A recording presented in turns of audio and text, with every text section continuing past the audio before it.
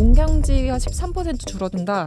이 정도 감소폭이 전 인류에게 식량 위기를 촉발할 수 있는 수준이라고 합니다. 한국의 경우에는 현재 수준에 비해 40%의 경작지가 2100년까지 줄어든다. 이 사실은 이게 어마무시한 그런 예측인 게요.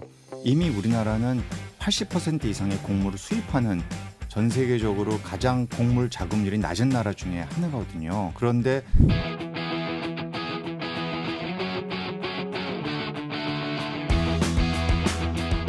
기후의 눈으로 경제를 읽다. 안녕하세요. CBS 기후로운 경제생활에 오신 것을 환영합니다. 저는 진행을 맡은 홍종호입니다. 한 주 동안 세계 각지에서 벌어진 기후 현안 전해드리는 기후 브리핑 시간입니다. 오늘은 최세현 기자가 산불 취재를 현장을 가게 되면서 저희 기후로운 경제생활 백승민 작가님이 나와 계세요. 안녕하세요. 네, 안녕하십니까. 오늘은 어떤 이야기 준비해 주셨나요? 네, 이번 주에도 두 가지 소식 준비했고요. 먼저 첫 번째 소식입니다. 기후변화 대응하다 식량 위기 올 수 있다.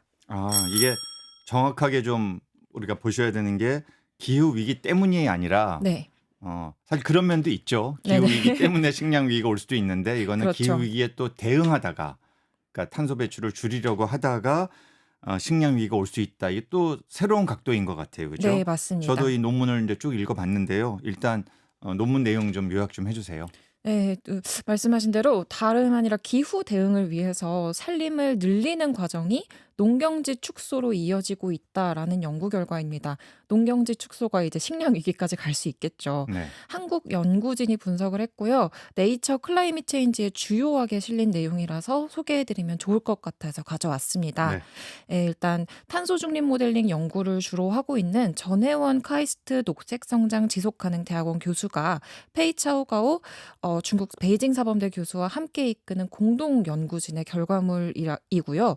두 학교 이외에도 북경대 그리고 미국 메릴랜드대 연구진들과도 공동으로 수행한 한국, 중국, 미국 그 세 나라의 글로벌 합동 연구라고 할 수 있겠습니다.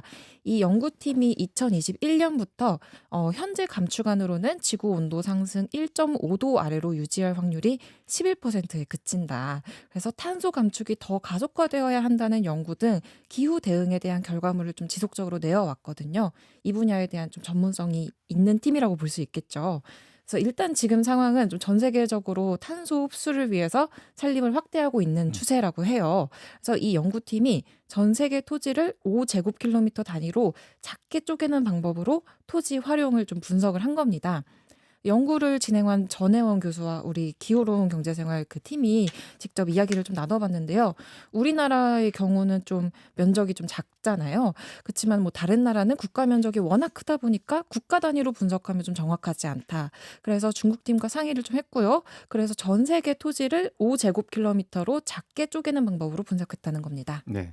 이게 탄소를 어떻게 하면은 줄일까 여러 가지 방법이 있는데 뭐 에너지나 산업 분야에서는 이제 배출을 줄여야 되지만 그렇죠. 또 산의 나무는 탄소를 흡수하는 그런 기능을 수행을 하니까 산림을 확장하게 되면 탄소 흡수량이 늘어난다. 이제 이런 거죠. 이런 정책들을 사실 글로벌하게 많은 나라들이 채택을 하고 있는 거죠. 네. 이 과정에서 농경지 면적이 이제 줄어든다. 이게 딱 들으면은 아니 그렇게 두 개가 대체 관계가 되나? 이제 이렇게 좀 의아한 생각을 가질 수도 있는데요.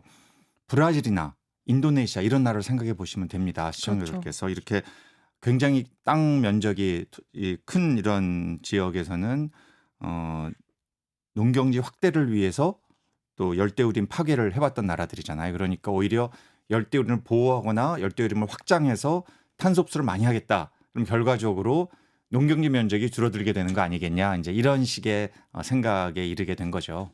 네, 잘 풀어주셨는데요. 그렇게 해서 2100년까지 토지 형태가 어떻게 변화할까 예측값을 이제 연구팀이 컴퓨터로 산출을 했습니다. 그래서 지금 추이를 봤을 때 이번 세기 말까지 농경지의 약 13%가 줄어들 수 있다는 그 결과가 나왔어요. 말씀하신 것처럼 한 토지를 가지고 이 식량을 조성을 할 거냐, 뭐 숲을 만들 거냐, 아니면은 뭐 바이오 연료를 위한 경작을 할 거냐, 네. 이 세 가지가 좀 경쟁을 하기 때문인데요. 네. 농경지가 13% 줄어든다. 이 정도 감소폭이 전 인류에게 식량 위기를 촉발할 수 있는 수준이라고 합니다. 이제 특히 남미 같은데 남미는 24%나 감소해서 가장 큰 타격을 받을 걸로 전망이 되고 있거든요. 그러다 보니까는 이 상황을 충분히 신경 써서 기후 정책을 짜지 않으면은 안 된다. 식량 위기가 발생한다. 이런 결론이 나게 된 거죠. 지금까지는 탄소 중립을 실천하게 되면은 농경지는 늘어나지 않겠냐. 이렇게 분석을 했는데 어떤 부분에선 그게 아닐 수도 있다는 거고요. 특히 농경지 감소분의 81%가 개발도상국에 몰려 있습니다. 근데 이런 개도국은 지금도 상당수가 좀 식량 위기를 겪고 있어요. 근데 식량 위기에 더해서 수출 능력도 크게 줄어들고 수입 의존도도 높아지는 좀 우려가 큰 결과가 지금 예상되고 있는데요. 이 사실 탄소 중립이라는 게 모두 다 같이 잘 살기 위해서 하자는 건데 이로 인해서 식량 위기가 온다면 또 그건 그것대로 문제겠죠.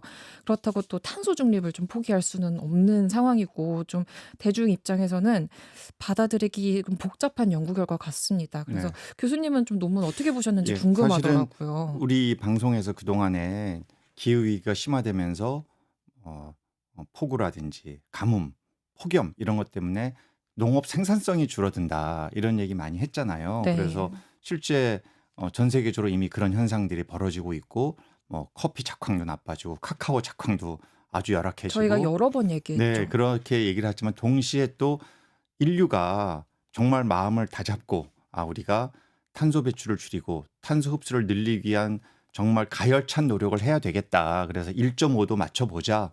인류의 미래를 위해서라고 한다고 했을 때 오히려 그것이 모든 것이 꼭 다 좋은 것만은 아닐 수도 있다.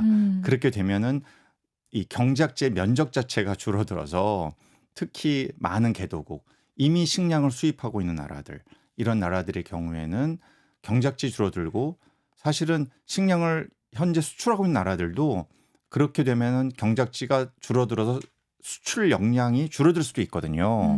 네. 그럼 이런 개도국은 자기들 면적 줄어들고 수입하고 싶은데 수입도 잘 안 되고 굉장히 먹고 사는 것 자체가 어려워지는 상황이 될 수도 있기 때문에 이런 또 다른 기후변화 대응으로 인한 문제에 대해서 우리가 생각을 해봐야 되고 앞으로 또 미래에 이 문제를 해결하기 위한 노력을 해야 한다. 이제 이런 어떤 시사점을 제공해 주는 것 같아요. 기후변화와 불평등이 좀 적극적으로 겹치는 사례가 네. 되지 않을까 이런 생각이 드네요. 예, 연구를 맡은 전혜원 교수는 탄소 중립을 이루면서도 식량 안보를 유지할 수 있도록 곡물 생산 효율을 높이는 기술이 선진국에서부터 이제 개발도상국으로 보급될 필요가 있고 또 같은 면적의 농경지에서 식량을 충분히 생산할 수 있도록 돕는 국제 협력이 필요하다고 말했어요. 말씀하신 것처럼 생산력을 높여야 된다 이런 요지겠죠. 그리고 이 연구 결과가 특별히 한국에 주는 시사점이 있을지 저희 팀이 그 전혜원 교수에게 물어봤는데요. 통화에서 이렇게 전했습니다. 가면 갈수록 보호무역이 점점 커지는 상황이지 않습니까? 지금 정세를 보면은 사실 보호무역주의 방향이 점점 더 이제 강화되는 네. 추세 아니겠습니까? 그래서 한국과 같은 식량 수입국 입장에서는 정말 본격적으로 기후 변화에 대응한다고 했을 때 식량 수입국으로서 어떻게 회복 탄력성을 가질 수 있는가? 사실 대응 방법이 아직까지는 좀 물음표긴 하지만 준비는 해야 한다. 이렇게 전했습니다. 네. 사실 그 논문에 보면 한국 얘기도 잠깐 나와 있어요. 어떤 내용이 그러니까 나와 우리나라 있습니까? 같은 경우에 전 세계적으로 1.5도씨 이상을 이제 올리지 않는 이러한 정말 최선의 노력을 다하는 기후 정책을 쓰게 되면 한국의 경우에는 현재 수준에 비해 40%의 경작지가 2100년까지 줄어든다. 이 사실은 이게 어마무시한 그런 예측인 게요. 이미 우리나라는 80% 이상의 곡물을 수입하는 전 세계적으로 가장 곡물 자급률이 낮은 나라 중에 하나거든요. 그런데 여기에서 우리가 기후변화 대응을 열심히 해서 탄소 흡수를 늘리게 되면 경작지는 40% 정도가 줄어든다는 거니까 그럼 우리나라 이제 수입 물량을 더 늘려야 되는 건데 우리나라 최대 이 곡물 수입국이 미국입니다. 우리나라 한 30% 가까이 미국에 수입하고 있는데요. 네. 미국도 앞으로 이런 탄소 배출을 줄이고 흡수량을 늘리기 위한 정책을 쓰게 되면 미국도 이 경작지 면적이 조금 줄어든다는 거예요. 그럼 결국은 수출량은 줄어들고 우리는 수입도 많이 해야 되고 우리 경작지는 줄어들고 한국을 콕 집어서 얘기를 했더라고요. 이게 다수의 연구자가 들어가 있는 연구인데 네. 한국이 그만큼 이 아시아에서는 베트남과 더불어 앞으로 이 농산물 수입 물량이 늘어나야 하는 그런 상황이어서 최근에 지금 트럼프의 이 글로벌한 관세 전쟁 이런 걸 보면서 참 앞으로 한국이 여러 가지 면에서 갈 길이 쉽지 않구나라는 생각을 다시 한번 하게 됐습니다.